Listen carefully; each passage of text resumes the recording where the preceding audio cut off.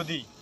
আপনি যতই কাজ করুন না কেন, সেই ভালো কাজটি কিন্তু আপনার মানুষের অন্তরে অন্তরে থেকে যাবে, কিন্তু আপনার একটি খারাপ কাজ হলো সেটা কিন্তু মানুষের হৃদয়কে আঘাত করবে। তো অতএব আমরা সবাই ভালো কাজ করি, প্রকৃতির মাঝে যেটা ভালো সেটাকে আমরা মানুষের মাঝে প্রচার করি, আর খারাপ যেসব আছে সেগুলোকে আমরা বর্জন করি। অতএব আপনার ভালো কাজের মধ্যে যদি খারাপটাকে মিশিয়ে ফেলেন, সেক্ষেত্রেও কিন্তু মানুষ সেটা বর্জন করবে। তো শুধু কথাটা বলার অর্থ হলো, আমরা দেখেন আমাদের এখানে কত গাছপালা কিন্তু আছে, কিন্তু আমরা অনেক সময় আইডেন্টিফিকেশনে ভুল করে থাকি, একটাকে আর একটা বলে থাকি।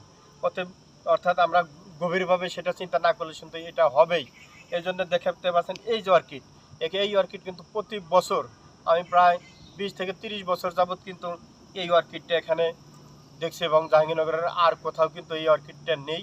এবং অল্প পপুলেশন, 5 থেকে 7টি গাছ সবসময় হয়ে থাকে, এর সংখ্যা খুব একটা বাড়তে দেখি না।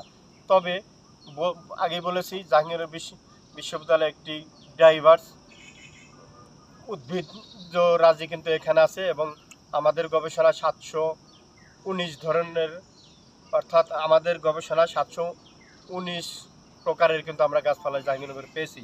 তো দেখতে পাচ্ছেন এই অর্কিডটি কিন্তু খুবই রেয়ার, এবং যদি শাল ফরেস্টে এই টাইপের অর্কিড আছে, কিন্তু আমার জানা মতে এটি নতুন একটি অর্কিড। এটি আমাদের ওই জিওডোরাম মাল্টিফ্লোরাম না, ডেন্সিফ্লোরাম না, এটি হচ্ছে জিওডোরাম লেক্সিফ্লোরাম।